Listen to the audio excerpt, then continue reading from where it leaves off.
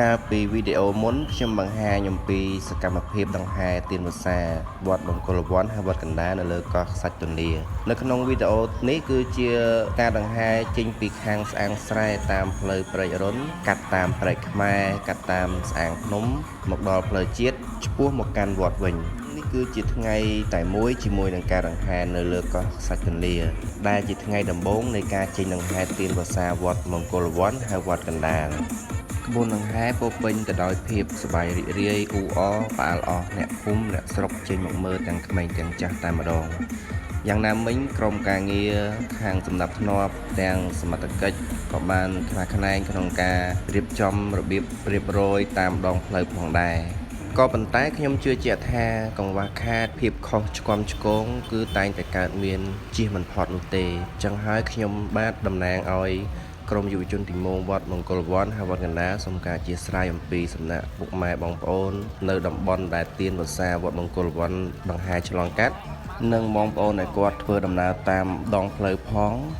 សូមយោគយល់ផងចុះដោយសារតែការដង្ហែទៀនវស្សានេះគឺមួយឆ្នាំមានតែមួយរដូវកាលជាឱកាសមួយសម្រាប់បណ្ដាវត្តអារាមនានាធ្វើការដង្ហែតាមដងផ្លូវទៅកាន់ភូមិតំបន់នានារៃអង្គាសបច្ច័យដើម្បីកសាងសមិទ្ធផលក្នុងវត្តដើម្បីទ្រទ្រង់ផ្គត់ផ្គង់ព្រះសង្ឃដែលគង់ចាំព្រះវស្សាអស់រយៈពេល3ខែ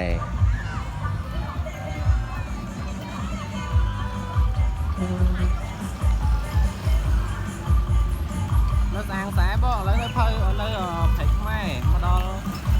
យើងចេញតាមផ្លូវភ័យរុនទៅវិញហ៎បង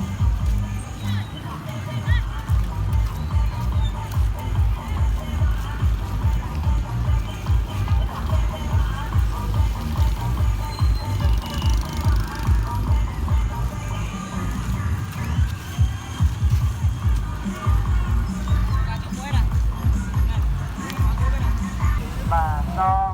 នៅប្រាក់ដែលពាក់ឆ្នាំការបងហើយវត្តពលមានបងអូនបាទសាងសង់នឹងរៀបឆ្នាំព្រះវិហារសាថ្មីនោះនេះឆ្នាំដំបូងវត្តមង្គលវត្តខ្ញុំជឿជាក់យ៉ាងមុនមកទៅដល់បងប្អូនទាំងអស់គ្នាទេណាដែលមានវត្តមានជើងទី1ថ្ងៃទី1របស់យើងហ៎បាទស្អាងភ្នំយើងនៅមានដង្ហែនៅទិសដៅផ្សេងទៀតទៅស្មានបងតែជាបាទគោរពឆ្លាញ់តាមណា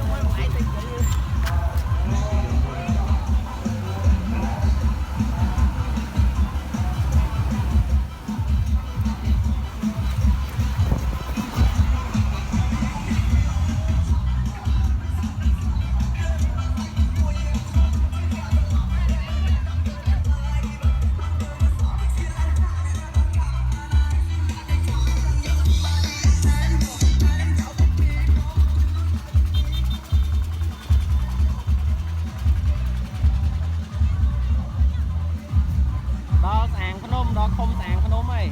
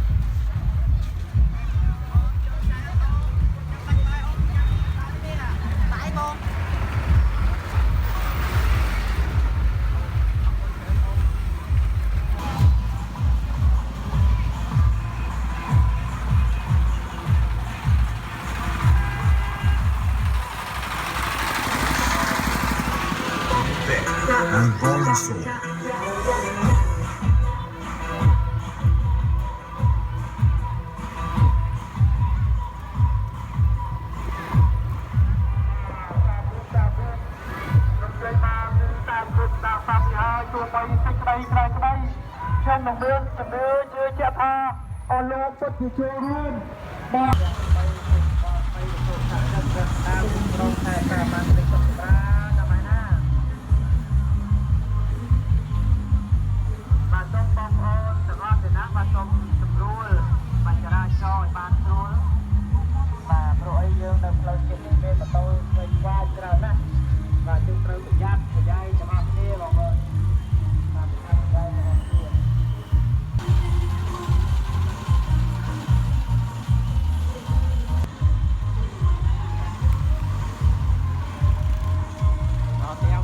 đo teo với nhai